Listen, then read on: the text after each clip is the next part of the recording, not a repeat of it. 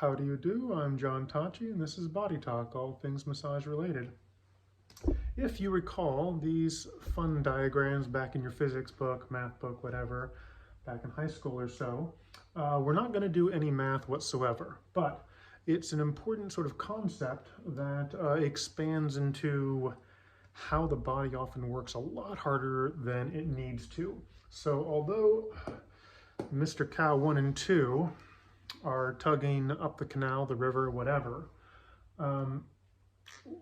the rope that attaches to our barge is actually angled pretty far back, and if we just actually draw some Cartesianal right angle stuff, we actually see that this cow is actually going to be pulling, I mean, obviously everything is getting pulled that direction, and that involves, he's actually pulling twice as much almost out to the side than he is actually pulling the boat up the river. And the other one is doing the exact same thing the opposite way. So most of what these two cows are doing is actually pulling in opposite directions.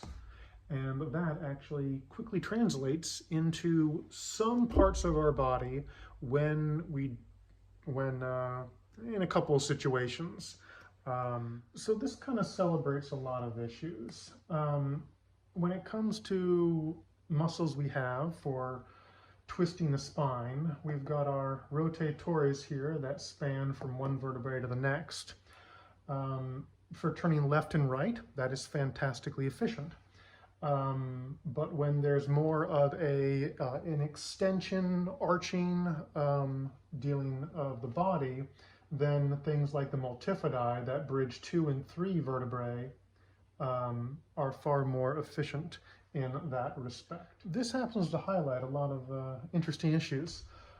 This is why you might hear the phrase that the body is put together in spirals, because our muscular force lines are normally crossing over each other, and we produce these rotational motions much better than bilaterally uniform motions, at least certainly when it comes to motions to the spine.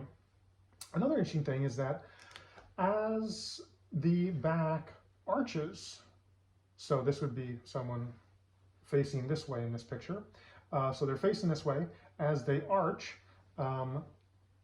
this muscle is actually, this rotator muscle is going to actually be moving from a slightly vertical position to an even flatter position. And that is actually going to decrease its efficiency in actually doing an extension motion.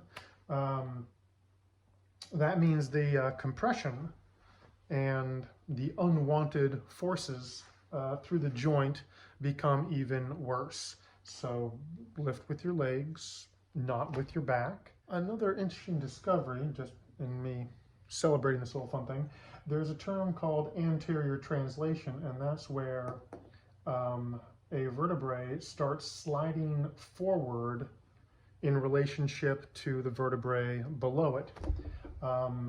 That is actually caused by this angle significance of this muscle. Luckily, rotators are relatively weak muscles, but given enough time, it's not a good trend, and it will shift the vertebrae forward.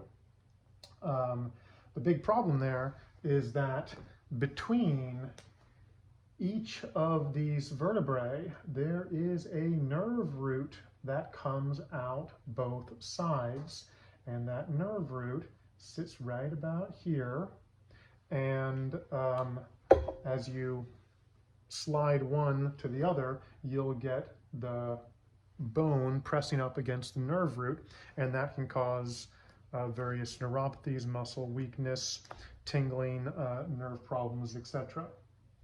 So once again, another reason to lift with the legs, not with the back.